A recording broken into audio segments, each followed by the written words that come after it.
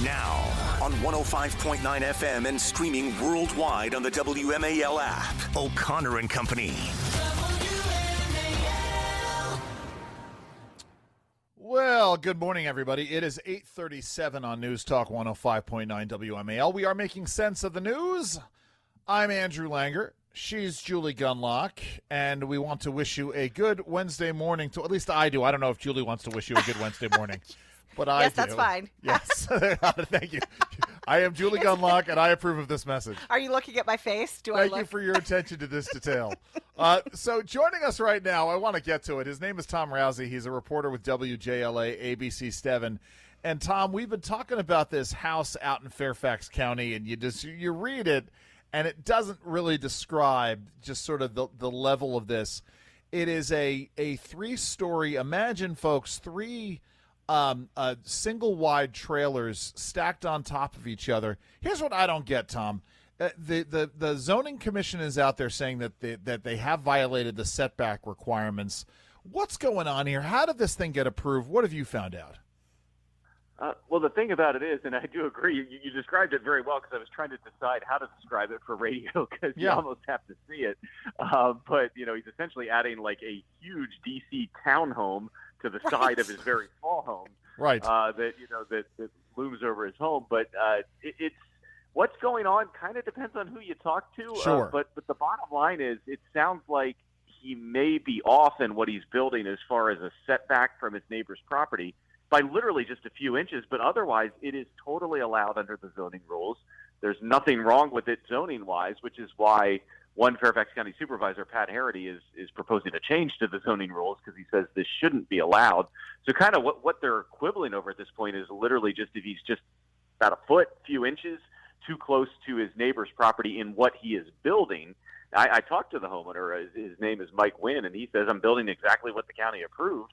But the county is saying, well, yes, we approved it. It meets the zoning requirements, but what's actually being built is just a little too close to the neighbor's property. And if you've seen the images, I mean, the thing, it's 3 stories tall, and it blocks the sun from about a third to half the home most of the day next door, and it's just feet away from the home next door.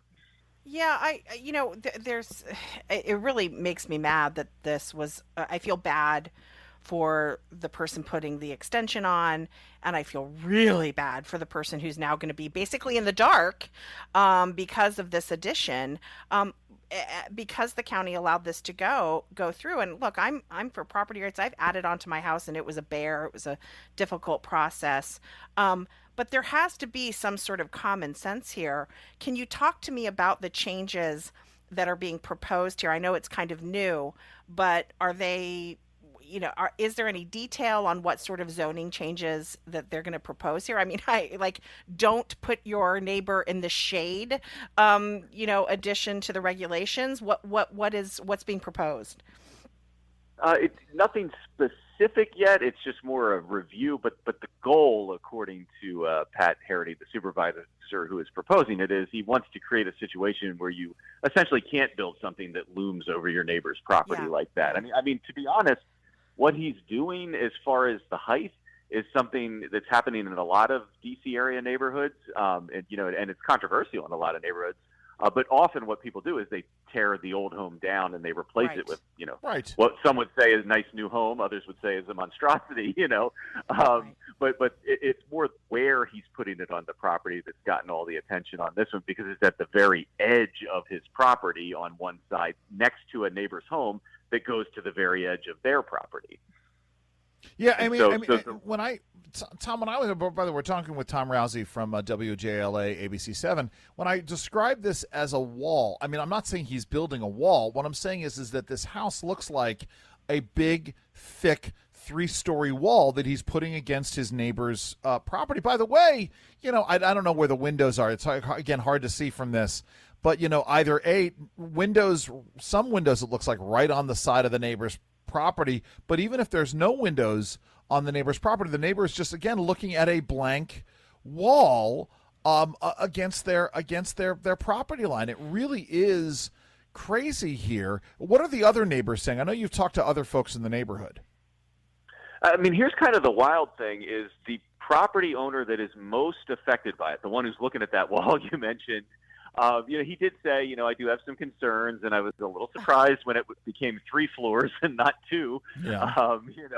But at the same time, he said, you know what? The Winds are very nice neighbors. I have no issues with them. I understand why they want to do this, because the man wants his parents to live with them. Yeah. It's 3 generations in one home. And Right. he's like, and I respect that. So he actually had kind things to say about his neighbor, and everybody that lives around the Winds has nothing but good things to say about him. But the people who are angry tend to be the ones who live a little further down the street. Interesting. Otherwise, Yeah. Well, I mean, I imagine, Tom, that this is the people who, live further away are thinking, oh gosh, when is this coming to my neighborhood, my street, or my neighbor doing this kind of thing? I am baffled by this. I don't know why. Maybe maybe he doesn't have a big backyard. I don't know why you would add on. It does not correspond to the older part of the house. It is a bit confusing, but it sounds like everybody wants to do the right thing here, and it sounds like good people are going to try to find a solution. And he met with the county yesterday, the homeowner, Mike Wynn, and to try to find a solution. And it looks like he might have to apply for what they call a variance, possibly at some point. They said it's really just a few inches that makes this not according to the zoning. So, but again, then they're proposing changing the zoning, so you can't build something that looms over a neighbor's property like that anymore. Hey, Tom, real quick before we let you go, Metrobus fare evasion is up again substantially, certainly over 2016. What's D.C. doing to stop Metrobus fare evasion? Well, I mean, the main thing they're doing, they have increased police enforcement, but to be honest with you, it hasn't made much of a dent in it because it was 70% last year and it's 68% this year, which is, if it was a political poll, would be within the margin of error, Yes. So it really hasn't changed much. They did yesterday introduce you can pay with a credit card now. Hold on, Tom. I want to be really clear about this. So you're saying they're saying 7 in 10 people who ride the Metro buses are not paying. Yeah, it's unbelievable. And it was, at least according to Metro numbers, it was single digits who were not paying back, basically 9-10 years ago. And now, it's almost 7 out of 10. That is crazy. Listen, Tom, we got to leave it there. Tom Roussey, ABC 7 WJLA. Thank you so very much for joining us. Oh, thanks for having me. It's 8:44 on WMAL.